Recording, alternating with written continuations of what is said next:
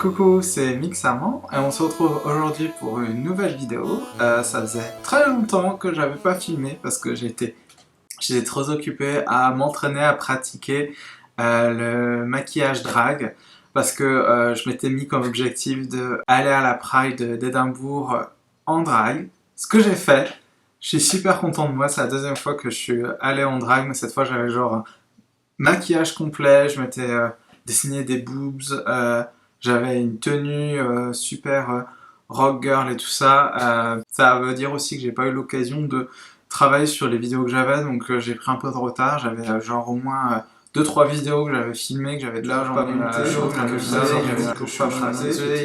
enfin c'est fou.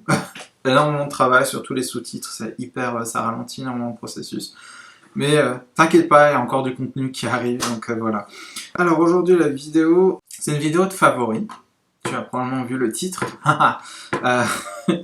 Je m'étais dit que ça serait cool de faire une vidéo de favoris pour un peu parler des produits que j'aime bien, que j'ai testé pas forcément devant la caméra, ou des produits que j'ai testés devant les caméras, que peut-être que tu voudrais avoir une mise à jour si je les aime toujours ou non. Donc c'est ce qu'on va faire aujourd'hui. Je teste pas suffisamment de produits pour faire une vidéo mensuelle. Je pensais faire au moins favoris tous les 6 mois, peut-être tous les trimestres. Si tu aimes vraiment les produits de beauté, peut-être que tu pourras me dire si tu préfères que je fasse plus souvent ou si tu trouves que c'est trop chargé comme vidéo, au contraire tu préférais moins souvent. Les commentaires sont à toi. Donc j'ai ma panier de produits favoris ici. Je vais essayer de faire ça dans l'ordre et de ne rien oublier. Alors avant de parler beauté, je vais commencer par musique et séries. Je sais pas si je vais arriver à me rappeler tout ce que j'ai vu ou écouté dans les 6 derniers mois. Donc c'est peut-être des favoris un peu plus récents, mais j'ai quand même envie de les partager avec toi. Favori musique, le nouvel album de Marina, qui n'est plus Marina and the Diamonds, c'est juste Marina en majuscule. J'aime bien les Diamonds, je trouve ça un peu dommage, mais bon, c'est pas grave. Elle a sorti l'album Love plus Hate, un peu controversé, je pense, entre guillemets, dans l'univers des Marinanista, ça fait bizarre de le dire. J'ai l'impression qu'il n'y a pas énormément de gens qui l'aiment cet album comparé au précédent, ils l'aiment moins, ils le trouvent un peu plus ennuyant, pas très original. Personnellement, je l'adore donc. Je trouve qu'il y a une suite logique dans ces albums en fait. C'est-à-dire que après 2 premiers albums qui sont quand même particulièrement poignants et assez dépressifs quand même, dans Fruit il y avait beaucoup cet aspect de guérir en fait, de ses blessures, de grandir entre guillemets. Et je trouve que c'est l'album qui vient logiquement après, c'est-à-dire que cette guérison, elle est passée, elle est encore en train d'arriver, elle est encore en train de se dérouler, mais elle est passée et donc il y a ce désir de plus de légèreté, de moins de se soucier de choses, de moins avoir peur, moins avoir d'anxiété, mais ça reste quand même des éléments qui restent. Donc à la sortie en double album, je suis pas ultra convaincu du double album en fait. Le thème Love Fear, je trouve qu'il ne transpire pas de chaque côté de l'album. Je vois pas en quoi l'un est spécifiquement très love et l'autre fear. Enfin, il y a une chanson qui s'appelle Believe in Love, mais elle est dans la partie fear. Après, l'album précédent s'appelait Fruit, je sais toujours pas pourquoi, donc... Mes chansons préférées de l'album, ou les highlights pour moi, ça serait Handmade in Heaven, chanson super sereine, To Be Human, Life is Strange, Believe in Love, probablement True. Ce que j'aime beaucoup dans cet album, qui est peut-être le problème que certaines personnes ont avec, c'est qu'en fait on dirait que Marina elle est beaucoup moins dépressive qu'elle l'était en fait. C'est un album très très positif. Je pense que je vais passer une demi-heure sur cet album, il faut vraiment que je me taise. Bon voilà, vraiment un gros coup de cœur pour moi. Niveau série, j'ai beaucoup aimé Tales of the City, qui est basé sur une série de livres que j'avais aucune idée de l'existence.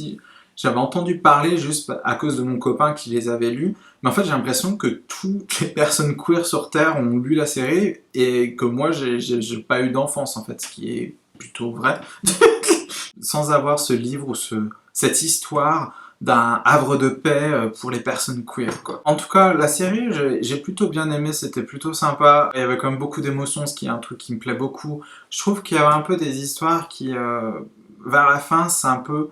Je trouve qu'il y a un peu une accumulation, il y a une accumulation de tensions, il y a un mystère qu'on essaie de chercher. Puis je trouve que ça tourne un peu version Scooby-Doo, enfin, je ne comprends même pas vraiment, mais j'ai beaucoup aimé cet aspect, voilà quoi. Il y a des personnages trans, il y a des personnages queer, il y a ces histoires avec des personnes queer, j'ai trouvé ça vraiment ravissant et très agréable à regarder. Mais c'est rien à côté de ce... Je suis obsédé par cette série, VOA, qu'on a dévoré avec mon copain en 2 semaines. Moins de 2 semaines. On a regardé les 2 saisons. Elle m'obsède cette série, c'est tellement poétique, c'est tellement bien réalisé, tellement mystérieux, il y a tellement d'histoires et de... Ah, je suis... Je peux pas, cette histoire, elle est vraiment... Regardez, je pense que franchement, je regarde pas énormément de séries dramatiques quoi, avec des épisodes longs, je préfère les trucs légers, généralement. Mais c'est vraiment, je pense, ma série dramatique préférée, quoi. Et en fait, c'est une série plutôt un peu science-fiction, plutôt genre un peu mystérieux et tout ça, qui parle un peu de la possible existence d'autres dimensions et de l'après-mort. Ça parle de Near Death Experience, qui apparemment ça se dit expérience de mort imminente en français. Mais c'est tellement... Enfin, quand je regardais, j'étais toujours comme ça, tellement c'était prenant émotionnellement. C'est tellement bien réalisé dans le fait que il y a toujours ce doute qui plane pendant la totalité de la série. Est-ce que c'est quelque chose qui est vraiment en train de se passer ou est-ce qu'on a imaginé tout ça? Et ça, c'est vraiment... Enfin, je recommande vraiment cette série, 10 sur 10, 5 sur 7, would recommend. Bon, j'ai passé une demi-heure sur J'ai passé une demi-heure sur musique et séries, parce que c'était pour parler de 2-3 trucs, enfin bon, c'est pas grave. Je vais commencer par tout ce qui est soins. Je vais faire ça un peu dans l'ordre d'application entre guillemets. Care Water Micellar Cleansing Tonic de Pacifica, donc c'est une eau micellaire. Une eau micellaire avec comme base de la kale, choucal, je ne sais pas du tout comment on dit en français. À la base, j'avais pas réalisé, mais c'est prévu pour les peaux grasses et qui ont tendance à avoir des problèmes de boutons. Ce que je n'ai pas réalisé quand je l'ai acheté, parce que si j'avais su, je ne l'aurais pas acheté, parce que j'ai une peau normale tendance sèche. La raison pour laquelle je l'ai inclus, c'est que pendant que j'étais en voyage à Londres, j'avais emporté la crème solaire, et c'était une crème solaire un peu pas très chère, je crois que c'était... une de chez Garnier, je crois, ambre solaire, je sais plus. En fait, cette crème solaire m'a vraiment défoncé la peau, quoi. Elle a vraiment, en fait, j'ai vraiment eu une énorme réaction niveau bouton, enfin, pas une réaction allergique, mais elle m'a vraiment bouché mes pores, quoi. J'avais genre des grosses lignes de boutons ici. Et en fait, j'ai utilisé un petit peu après cette eau micellaire. En fait, je trouve que ça a pas mal aidé à un peu justement calmer ça et faire partir les boutons un peu plus vite. Et c'est pour ça que je l'inclus dans ces vidéos de favoris, c'est qu'elle m'a pas mal aidé à régler ce problème de boutons. Donc je pense que si t'as la peau grasse et ou que t'as des gros problèmes de boutons et tout ça, je pense que tu pourras beaucoup aimer ça. Ensuite, étape suivante. Je sais pas, ça va être une grande surprise. J'en ai tellement parlé sur Twitter, je pense que si tu me suis sur Twitter, tu en auras marre.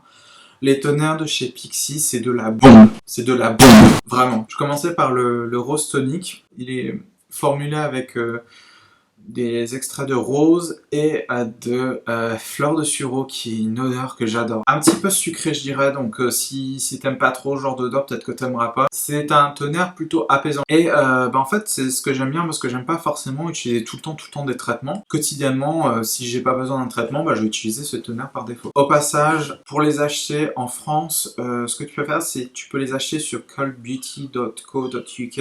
Je mettrai le lien dans la description. Parce que je crois que tu as des frais de port vraiment abordables. C'est genre peut-être entre 2 et 5 euros.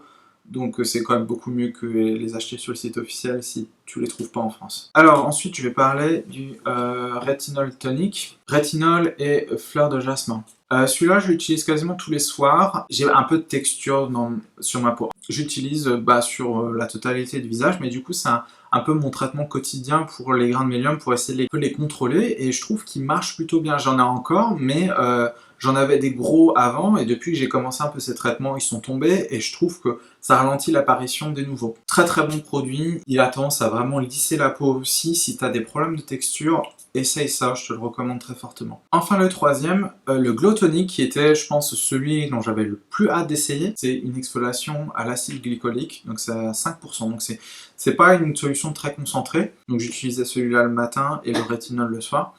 Maintenant, j'utilise juste genre 2-3 fois par semaine quand je veux un peu exfolier. Enfin, maintenant, j'en ai plus, donc voilà. J'aime beaucoup l'odeur. Je trouve qu'il fait un bon travail de justement exfolier la peau, réduire un peu les textures et tout ça. J'utilise aussi en traitement sous les yeux, du coup. Attention à pas le mettre trop près. C'est pas conseillé de le mettre trop près, ça a des risques et périls. Parce qu'il ne faut pas mettre de l'acide dans les yeux. Hein. Et je trouve que c'est vraiment un joli produit de soin que je recommanderais si tu veux inclure une sorte d'exfoliant mais que tu veux pas prendre un truc trop fort ou que tu as une peau sensible. J'ai une peau plutôt sensible et j'ai aucun problème à utiliser ce produit directement. J'ai pas mal de créateurs et créatrices de contenu que je suis qui ont la peau grasse et qui jurent que par ça. Donc je pense que si tu as la peau grasse, il y a vraiment moyen que tu l'aimes beaucoup parce qu'il peut aider à contrôler ça aussi, je pense. Étape suivante, crème solaire. Ce produit-là, je l'ai eu assez récemment. Je l'ai eu dans une beauty box qu'on appelle. J'ai eu dans un coffret de soins. Un ami qui me l'a offert un peu de façon random comme ça, j'ai pas compris. C'était absolument pas nécessaire. Non, pas ce genre d'ami. C'était la Summer Beauty Box de Marks Spencer, qui ne contient, je crois, que des produits cruelty-free, donc ça c'est super cool. Alors c'est un 30, moi je prendrais plutôt 50. Je vais carrément acheter en 50 parce que j'adore cette crème solaire. J'ai pas l'impression qu'elle a spécifiquement d'odeur. J'ai pas l'impression qu'elle m'irrite les yeux si jamais je me frotte les yeux alors que j'en ai mis. J'ai pas l'impression que elle a de goût particulièrement si j'en mets autour de mes lèvres et que j'oublie de genre nettoyer correctement ou quoi. Je me retrouve pas avec un goût immonde pendant 6 heures. Elle ne bloque pas mes pores. Crème solaire habituelle me donne tellement la sensation d'avoir une peau grasse que je mets de la poudre fixatrice même si je porte pas de maquillage juste parce que ça m'énerve d'avoir cet effet. J'ai l'impression que j'ai utilisé un cornet à frites, que je l'ai déroulé et que je me suis fait un massage avec tellement, enfin ça m'énerve. Cette crème là, il y a un effet un petit peu genre légèrement dewy entre guillemets, voilà. Mais c'est pas gras, c'est juste un petit glow naturel qui a l'air en bonne santé et tout ça. Incroyable, enfin j'adore cette crème solaire, j'ai commencé à l'utiliser il y a 2-3 semaines et clairement je vais continuer à l'utiliser. Pour terminer avec les produits de beauté, j'ai ces carrés de coton réutilisables. Je les ai achetés sur Etsy, je crois que le marchand c'est EcoCare Craft. Je mettrai le lien dans la description. C'est un marchand britannique, mais si tu vas sur Etsy, peu importe le pays où tu es, tu pourras normalement trouver des marchands qui vendent ça, généralement très souvent avec le même motif dessus. Du coup, ce sont des carrés de coton qu'on utilise à la place de ceux jetables, les disques de coton jetables. Et en fait, c'est juste tellement bien et tellement simple à utiliser. Et en fait, je préfère même les utiliser comparé à des disques de coton parce que je trouve que les disques de coton, ils ont tendance un peu à faire mousser un peu mes produits. Ceux-là, ils le font pas. C'est très très simple à utiliser, tu l'utilises comme un carré de coton, une fois que c'est fait, tu le mets dans ta corbeille à linge, moi je le mets dans un sac un peu filet, pour pas les perdre en fait, juste pour les grouper, mais ça c'est pas forcément un requis. Et moi personnellement celui que j'ai acheté chez Flying Tiger, ça se trouve assez facilement en fait. Et voilà, tu le laves avec ton linge, après tu l'étends à sécher, et ils sont prêts à être utilisés. Et enfin, je trouve que c'est tellement un moyen simple de réduire ses déchets. Et si c'est quelque chose qui t'intéresse, je te conseille en plus. Je trouve que ils sont vraiment trop mignons, non? Dernier produit côté soin, c'est le baume à lèvres de chez Lush. Honey Trap, c'est mon copain qui l'a acheté. En fait j'ai découvert ce que c'était d'avoir un vrai baume à lèvres qui sert à quelque chose. Avant j'utilisais genre la Bello, les choses qu'on trouve en magasin et j'avais des lèvres qui craquaient tout le temps, qui saignaient, c'était infernal. Et en fait j'ai plus de problème. Ça a annihilé tous mes problèmes. Il est tellement fantastique ce baume à lèvres. Je sais pas si les autres sont pareils. Parce que je sais qu'une fois j'étais allé et j'avais demandé oh c'est quoi la différence entre les différents baumes. La dame me dit non c'est les mêmes, c'est juste que les odeurs sont différentes. Et les ingrédients, c'est genre... Si tu as des problèmes avec les rouges à lèvres liquides, que tu les trouves super asséchants alors que beaucoup de gens les trouvent géniaux, essaye un bon baume à lèvres si tu n'en as pas un. Ça change beaucoup de choses. Voilà, alors maintenant qu'on a fait tout ce qui était soins, on va passer aux produits de maquillage. Pareil, je vais essayer de faire ça dans l'ordre d'application. J'en ai pas... Si, j'en ai pas mal en fait. Je sais pas pourquoi je dis ça. Une mouche. Premier produit de maquillage dont on va parler, c'est un produit de Jane Iredale, qui est, je pense, une marque pas très connue, que je connaissais pas du tout. C'est une marque de clean make-up, donc du maquillage qui est censé être fait avec plus des produits naturels et meilleur pour la peau et tout ça. J'ai découvert ce produit via Wayne Goss. Il recommandait très fortement ce produit. Ce qui m'avait intéressé, c'était que Wayne Goss le recommandait comme un correcteur de cerne. C'est un correcteur de cerne couleur pêche. Donc c'est un produit crème. C'est pas seulement que la couleur est parfaite pour corriger les lèvres, c'est qu'en plus, il est tellement crémeux et tellement... il reste un soupçon de réflexion qui fait que ça vraiment éclaircit les cernes. Ah voilà, je sais pas si tu vois. Tu peux l'utiliser tout seul, juste genre 5 minutes, tu passes un coup de doigt, genre directement. Tu veux pas l'appliquer tout autour, tu veux l'utiliser uniquement où il y a cette décoloration. Un petit peu dans le coin de l'œil pour un peu ramener de la vie dans le regard. C'est vraiment un produit super simple à utiliser. Et ensuite, visage. La palette de Flower Beauty. J'avais fait une revue sur différents produits de la marque, je mettrai le lien. Cette palette, elle m'obsède. En fait, ce qui m'obsède particulièrement dedans, c'est le bronzer et highlighter. La formulation est juste tellement bonne. C'est juste, ce bronzer est juste tellement simple à estomper. Il estompe facilement, il apporte cette chaleur à mon visage sans que ce soit orange. Et c'est pas forcément facile quand on a une peau extrêmement claire comme moi. Je trouve qu'il est incroyable. Le problème, c'est que c'est censé être une palette de contour. Cette teinte n'est pas une teinte de contour, c'est un bronzer, je suis désolé. Un contour, c'est une couleur froide. Ceci n'est pas une couleur froide. Le blush est sympa, c'est pas forcément le genre de couleur que je porte, je préfère les couleurs un peu plus pêche. L'enlumineur, il est très très joli également, quoi. Cet enlumineur, enfin, il est tellement beau, quoi. Je trouve que c'est tellement une couleur parfaite. C'est le champagne, l'enlumineur qui va genre qui va à n'importe quelle peau claire, quoi. C'est l'enlumineur classique. Très très bonne palette, j'adore. Ensuite, autre produit de teint, j'hésitais à le mettre, j'étais pas sûr. Color Icon Blush de chez Wet n Wild. C'est pas le corail le plus vif que tu auras vu de ta vie. Il est quand même il reste assez rose. Mais je pense que j'aime bien les corails et ça m'a fait réaliser que j'aime bien les corails et qu'il faut que j'achète des blushs corail. Voilà. On peut voir qu'il y a un peu des paillettes de réflexion. La raison pour laquelle je l'inclus, c'est que juste que, en fait, si je cherche un blush à mettre, c'est celui-là que je vais prendre par défaut, entre guillemets, parce que c'est juste la couleur qui me va le mieux, je trouve. J'aime bien la formulation parce que c'est pigmenté sans que ce soit, genre tu mets une fois le pinceau, puis ça y est, tu as l'air d'être un clown. La formulation s'estompe sans problème à mes yeux. Raison pour laquelle j'hésitais, en fait, je suis un peu dégoûté par Wet n Wild parce que je trouve qu'ils nous ont fait un peu un coup de... Ils ont fait un peu un coup, on va dire.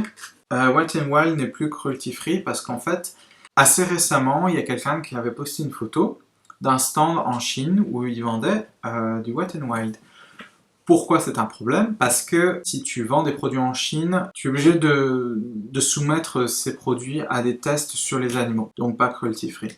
Et c'est tellement agaçant parce qu'ils se vendaient tellement sur ça. Et c'est pour ça qu'ils l'ont pas... Je suis persuadé que c'est pour ça qu'ils ne l'ont pas dit, qu'ils ne l'ont pas annoncé, qu'ils l'ont caché. C'est que la marque se vantait d'être cruelty free. Je suis désolé, ça part en diatribe sur Wet n Wild. Et c'est tellement énervant parce qu'on était genre... Je pense que tout le monde était genre « Ah, Wet n Wild, c'est génial, c'est hyper abordable et c'est cruelty free, quoi. » Et... Enfin... Encore une fois, je sais pas ce qui se passe avec ce... ensuite, on va parler spray fixeur. C'est juste que ce qui fait que c'est mon favori, c'est juste que c'est un produit de drugstore abordable, avec un spray type high-end. C'est une brume tellement fine, pour que le spray dégouline sur ton visage, il faudra que tu fasses genre 20 pressions, j'exagère même pas tellement c'est fin. Pchit, pchit. Ça donne ce fini, genre, en bonne santé, genre je prends soin de moi et tout ça. Ils ont un mat, si t'aimes pas le fini douillet comme ça, tu peux quand même kiffer ce produit qui est méga bon. Voilà. Parlons cerne, parlons camoufler notre vie, etc. Ça, j'en ai un petit peu parlé dans une vidéo.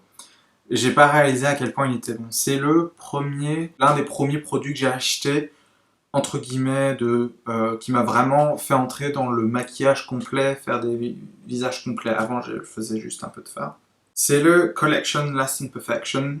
C'est un peu son pour moi parce qu'il oxyde énormément, donc fais attention quand tu essaies de te match. C'est une marque britannique, donc ça se trouve surtout ici. Je pense pas que tu vas le trouver énormément ailleurs.